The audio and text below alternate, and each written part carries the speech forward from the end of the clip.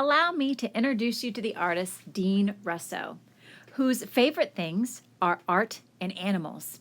He says that each one of his masterpieces begins with a bold ink outline. I then focus on the eyes of my subject because the eyes are perhaps the most important element in each piece. I like to use bold colors and abstract patterns. Ooh, look, the artist Frida Kahlo. Ah, he even uses images from popular culture. We could call him a pop artist. We know this lovely lady, the Mona Lisa. She sure looks a lot different than how Leonardo da Vinci painted her. Mr. Russo uses bold colors, beautiful patterns to create his masterpieces, and he is our inspiration for our artwork today. To create our tiger, we're first going to need to find the bottom middle of our paper. There it is. We are going to start with the nose of our tiger. We're going to be using a paint marker. Our nose of our tiger will be about 3 fingers from the bottom middle. Now we're going to start, this is the bottom of the nose. We're going to start by drawing 2 diagonal lines, creating a V shape, but a wide V shape for the nose of our tiger. Now we're going to close the nose with a horizontal line. If you draw a line that is not what you think is perfect, don't you worry about it. Take a deep breath. Just keep going. From here, I'm going to make a nostril for the tiger, 2 of them, using kind of little circles on the sides of that diagonal line V. Now let's work on the muzzle of the tiger. I'm going to make a short line that comes down, but notice it did not go to the bottom of the paper. Now what I'm going to make are the curves, and sometimes I find it helpful to do a little bit of air drawing with my finger before drawing with my paint marker. That'll make it so I don't make as many mistakes as I might if I just went for it without practicing first. It'll look a little bit like our tiger is smiling. Now our drawing for a while is going to be symmetrical, meaning it's going to be the same on both sides. So whatever you draw on one side, you're going to make a mirror image of it on the other. I'm adding a little curve here, and then I'm going to color that in. That's the mouth of our tiger. Now let's go ahead and add the chin. Let's talk about an element of art called texture, shall we? Texture is the way something feels. To make my tiger have a fuzzy or furry appearance, I didn't use a straight line, but kind of a dashed line. Now my tiger is not smiling, so I'm going to bring up the side of the muzzle. Notice I went very close to about the middle of the paper on both sides. You'll see here that now my picture is not perfectly symmetrical, and that's okay. Now we're going to create the bridge of the nose, and you'll notice I'm doing some air drawing to see just how far up that line should go. You have a bridge of your nose too. It's where your sunglasses sit or your glasses. Tigers have one also, but theirs is very wide. And you'll notice that the bridge of the nose kind of has a curved out look at the end. That's because that's where its eyebrow starts to come over. As you know, with most cats and dogs, tigers also have whiskers. And if you looked really closely at your cat or dog, you'll notice that the hole that the whisker comes from, the holes are all in a straight line. Now let's work on the eyes. I'm making a nice big curve for the top part of the eye. It almost looks like he's laughing so hard his eyes are closed. Now I'm going to make a curved line, and this curved line is going to be the pupil. So it's not going from one end of that line to the other. Now I'm adding something called a highlight. So I basically colored in the pupil, leaving one part white. Now I'm making a bigger curved line. Oops, it's not the same on both sides. Deep breath. That is okay. I'm going to extend the eye a little bit and then color it in, giving my tiger more of a cat-like look. So let me show you how I did that again on the other eye. I made the eye a little bit longer on both sides, brought it in with kind of an A-line shape, and then I colored that in. And now I can even it out a little bit by making a line go underneath the eye. You'll notice that my eyes are not exactly the same. That's okay. Let's talk about now making the top of the tiger's head. Oh, my bow is in the way. Sorry. I made a curve. Move your bow, Miss Stevens. And then I went ahead and made a big A line for the ear. I'm doing the same thing on the other side. This time you can actually see it because my big giant bow on my head isn't in the way.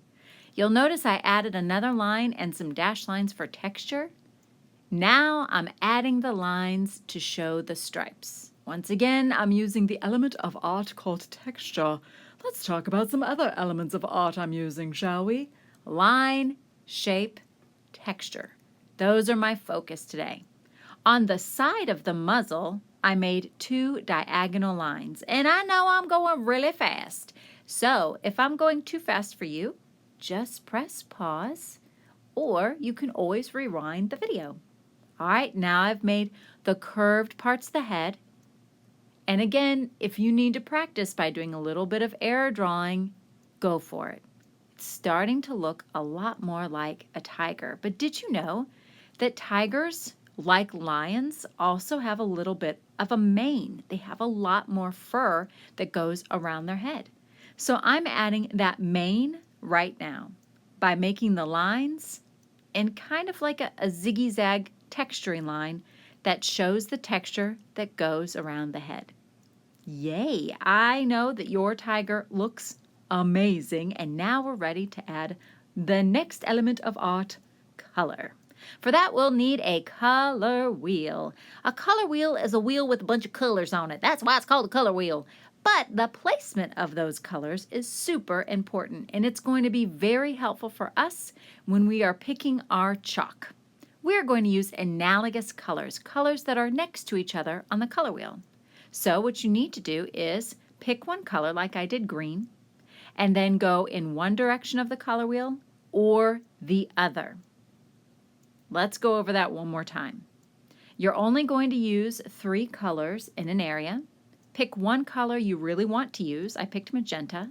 Now I'm picking a darker magenta and a purple. Or I could go the opposite direction on the color wheel, picking maybe a red and an orange. Analogous colors look beautiful next to each other when you're creating a work of art. So as you are picking out your colors, make sure that you are picking out colors that are analogous next to each other on the color wheel. So I'm going to start with this blue. I could go one direction or the other, so it looks like I'm heading towards green. So these are the 3 colors I can use in a section. Perfect. Now let's get started.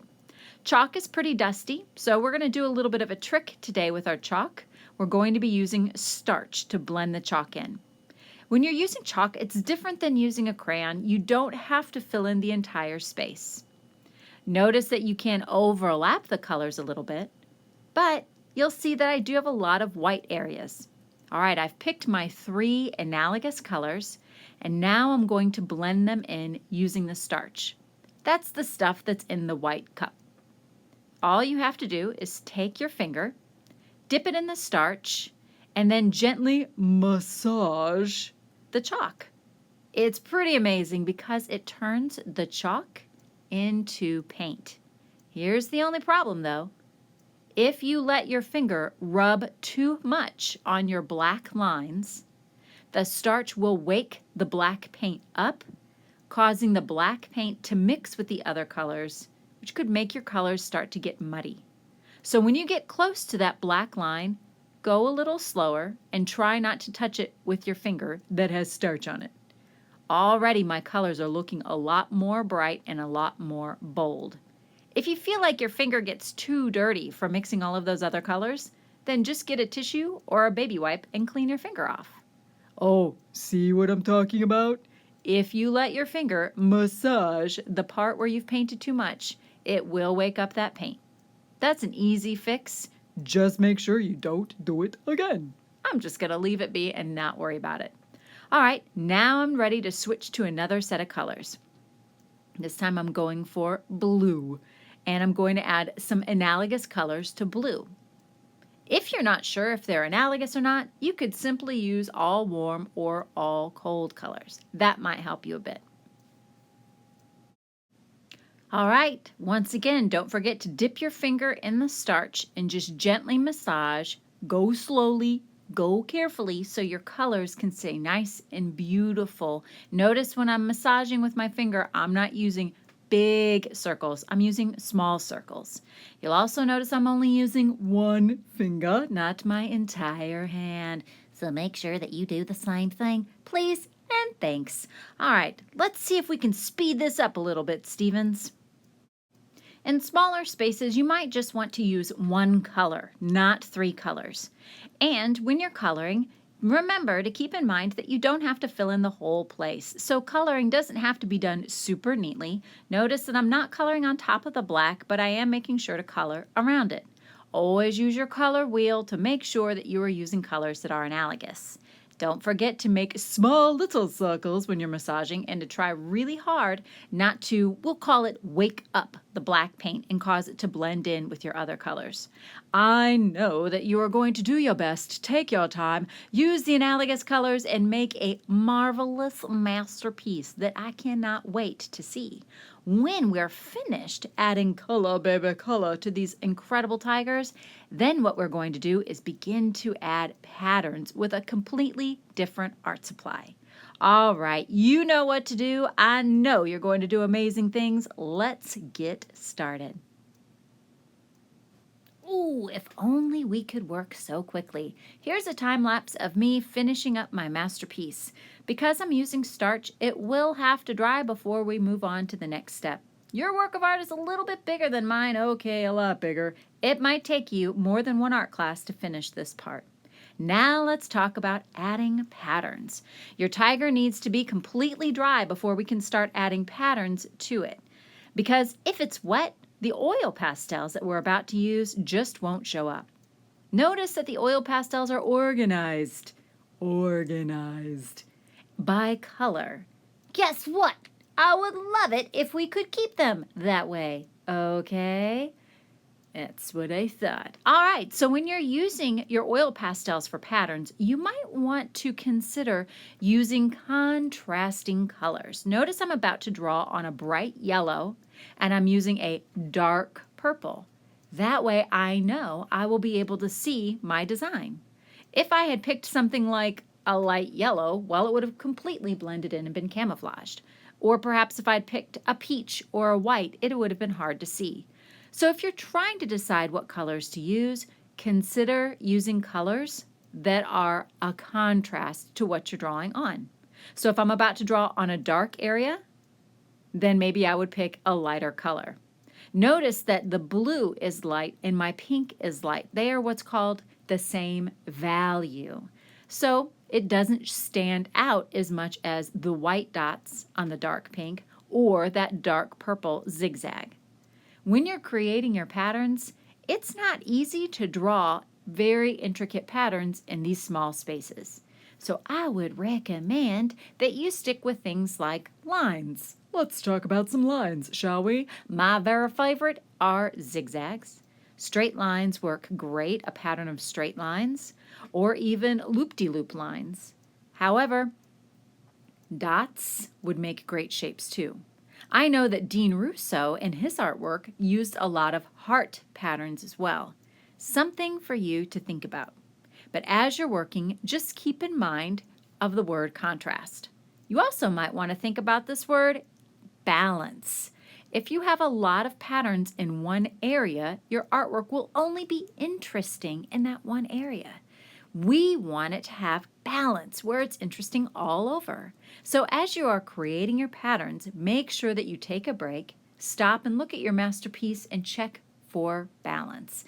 Maybe you need more patterns on the opposite side of your paper. Perhaps you need more at the top or at the bottom. Don't forget to just use a also variety of patterns, not just the same. All right, let's see what kind of amazing things you can do to complete your masterpiece.